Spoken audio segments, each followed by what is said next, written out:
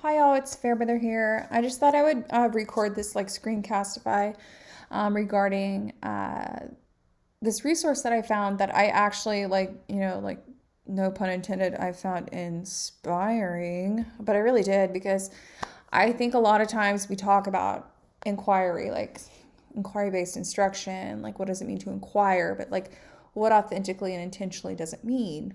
And so I don't know, just like low key sitting here and just being like, let's dive into that and make it more intentional and find some like really authentic and intentional resources that would be useful in the classroom. So I found this website and I feel it's really beneficial. Um, the purpose of it is, to support educators to develop the inspiring, inquiry-based culture of thinking and learning that embraces the development of a growth mindset, but to me, a global growth mindset. Anyways, which to me is the entire basis of PYP. Okay, so I just thought there's so many differing tabs and resources within this website that I thought I would make a recording so that everyone has a visual because I learn visually.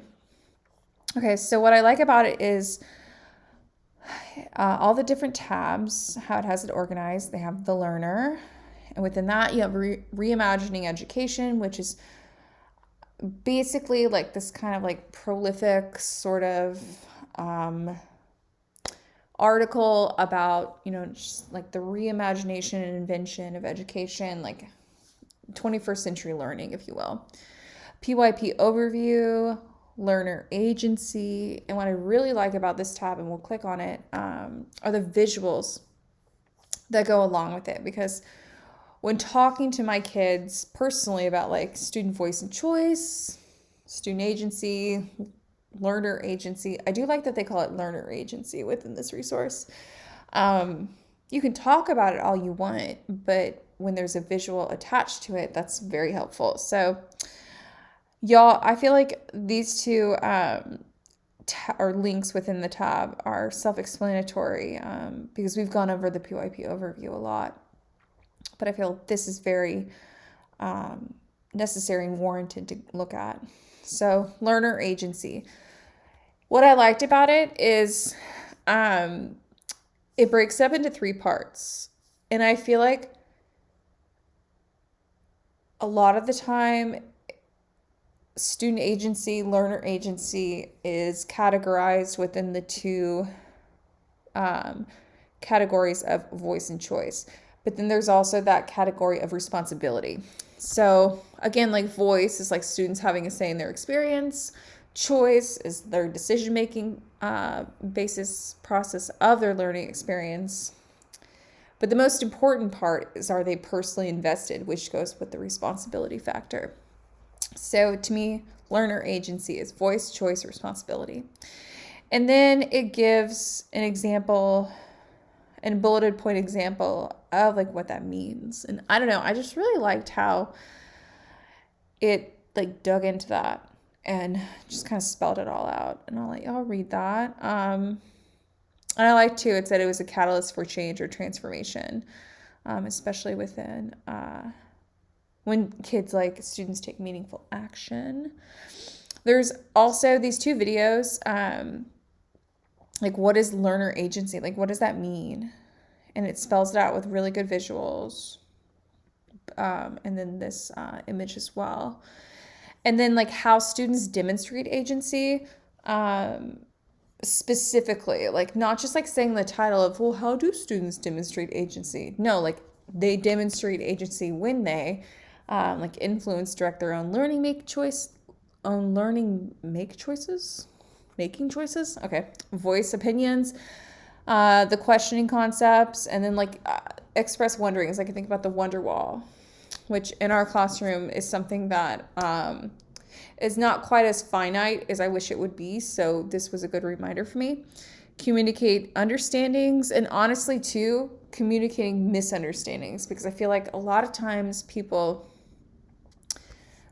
individuals, are focused on communicating understandings, whereas communicating misunderstandings is almost just as powerful and can propel student learning forwards in a more direct and differing manner. Okay. And then construct new meanings, participate in and contribute to the learning community. Okay. This is my favorite part. So it defines visually learner agency. So specifically, and I'm going to link this, like all the different aspects of it. So valuing agency begins by accepting that students are capable learners and inquirers, and there's a little visual with it. All members are encouraged to reflect on how decisions support student agency. And then I felt this was really powerful. How do your decisions support student agency in PYP? And it breaks it up into time, relationships, interactions, materials, and spaces. And I don't know, I just really liked the bulleted point questioning strategies like with it. I don't know, I felt that was like, for lack of a better term, like powerful. So loved that. Agency within PYP.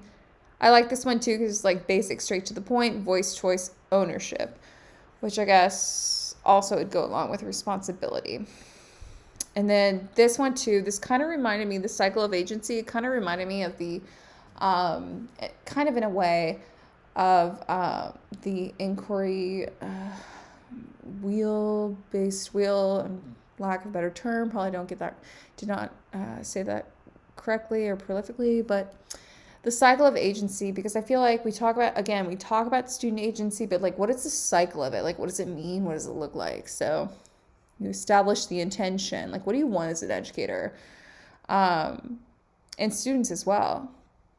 You make a plan, react, reflect, and then, a cycle. It's cyclical. So if it doesn't cement, like right in the moment, you go back, reflect, and go through the whole cycle again. So I really liked that. I don't know. I feel like I will print this out and put this in my classroom because I like the student-friendly language aspect of it. Well, educator-friendly aspect, then I would be able to disseminate the information in a student-friendly way. Okay, so I loved those. And then here are some texts that also lend themselves to talking about student and learner agency. And then also like how to build it, because here's the thing, we can talk about it, but like, how do you build it?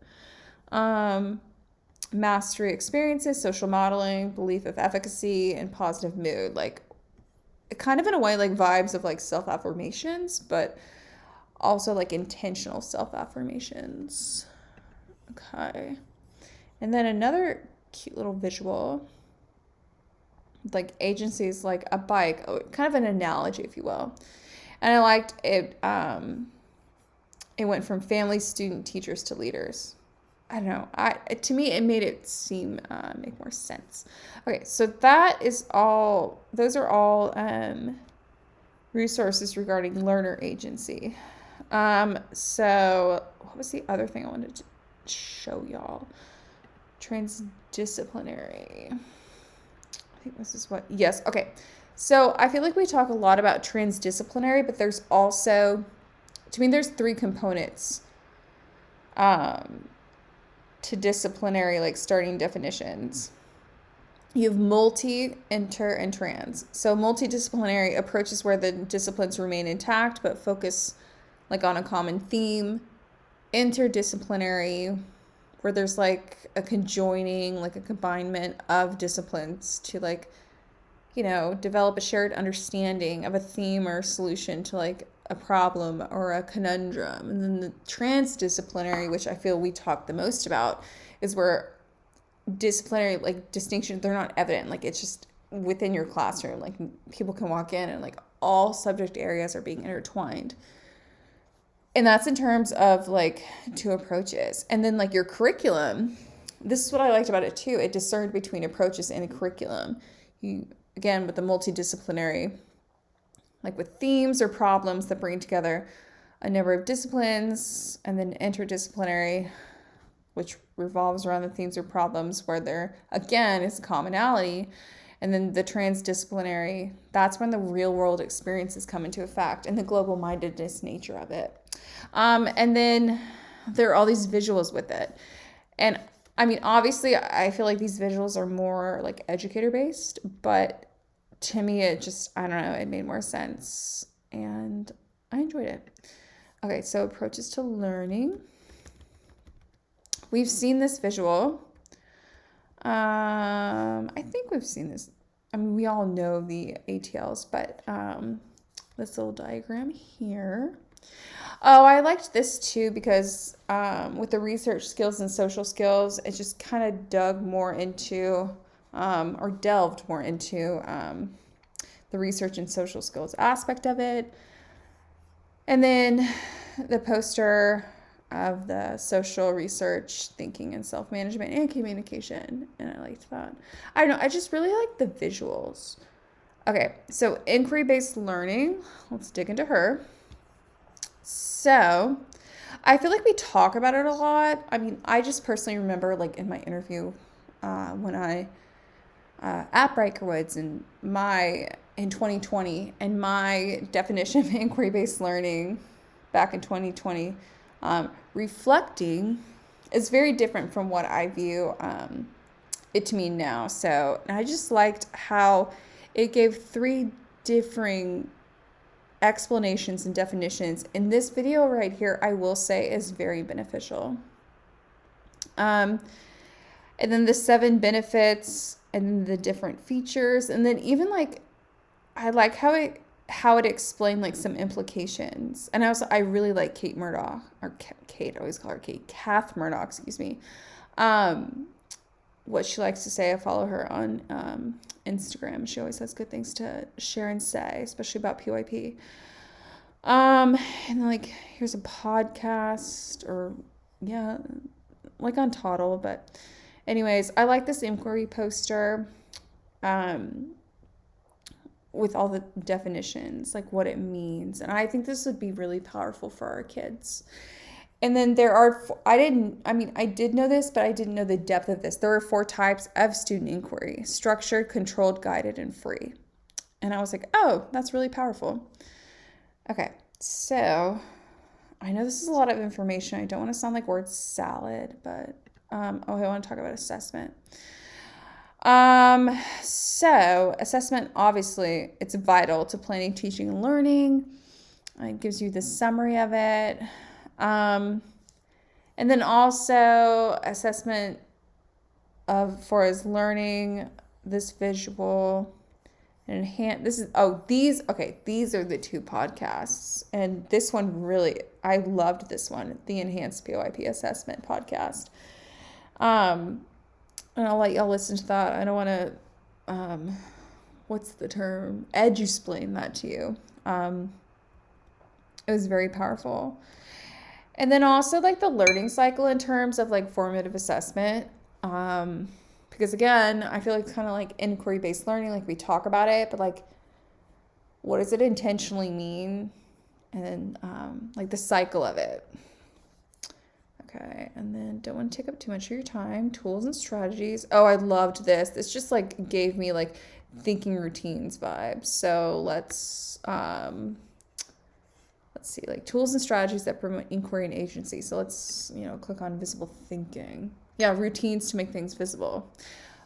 Introduction to visible thinking routines. Because we talk about thinking routines, but like the visual aspect of it, I think is very powerful. And it just gives you like links and ideas about how to implement and infuse visible thinking with thinking routines. And especially I feel like for primary grades, because I taught second grade. I taught second grade for almost it was 4.5 years, almost 5 years. And the visual aspect of it is very powerful, especially I am the sister of the queen of kindergarten, and she just, primary is all about visual, but you can also say the same for secondary. And then, Project Zero. I love Project Zero. They have very powerful materials, resources, links, and everything. And I'm not gonna again edge explain like what it means. Y'all can, if you want to look at it, and they have excuse me, Project Zero thinking routines. I don't know. And then I liked these two things as well. Okay, so in terms of thinking routines, so like the core visible ones, like what makes you say that, like what's going on, what do you see that makes you feel that way? Think, puzzle, explore, think, pair, share. I mean, I think that's like the most standard one, but also circle of viewpoints. I loved all of those. And then it gives the kind of like a citation and justification of them. And then like a visible and visual example of like what they look like. And I feel like I want to print this out and put this in my classroom because we talk about thinking routines a lot. And I think a visual concept or example would be very powerful. Okay, I don't want to go on too long. These are learning experiences, which is what we want to do at Breaker. There's this technology tab. I don't know, like this. Oh, also last thing. Okay, international mindedness. It's obviously like the hierarchy of like what IB is, and it just I liked that it talked about like how to develop it and like what it means to be a good human. Like that's what I feel like is the construct of IB too, is how to teach our kids to be forward level thinking, progressive thinkers, and have that global mindedness construct in their mind. And all those three things combined together, to me, that means like what it means to be a good human. So anyways, there's that resource. And then some misconceptions. But yeah, and then lastly, the sustainable goals. In our fourth grade team, we've collaboratively been talking about, like how can our kids like make the world better? And Dr. Hill she gave us the suggestion of the 17 sustainable goals through the United Nations. And it gives all the examples right here of all 17 of them. And I have the book. It's called Freedom Makes, I always get it wrong. Oh my gosh. Freedom Makes a Good Choice. Freedom Makes some kind of choice. Paperback copy, and it's really good. And it gets your kids to like start to think about the world in a different way. And all the things like globally, what are currently not quite like what's wrong with the world, but just that global mindedness aspect of, wow, like for instance, like in fourth grade, we're talking about like water and different types of, in all kinds of countries, like how do those countries ensure that the water, like when they're within their country, is healthy, sustainable, like all of that. And I don't know, this is just a wonderful resource, and it just gets your kids to have those higher order level thinking conversations and everything. Okay, I hope this did not sound like word salad. I hope it was helpful. I'm going to link the actual website, and then I hope y'all find this useful, and I hope someone watches it. Let me know if you need anything else. I really liked this resource. Okay, thanks, bye.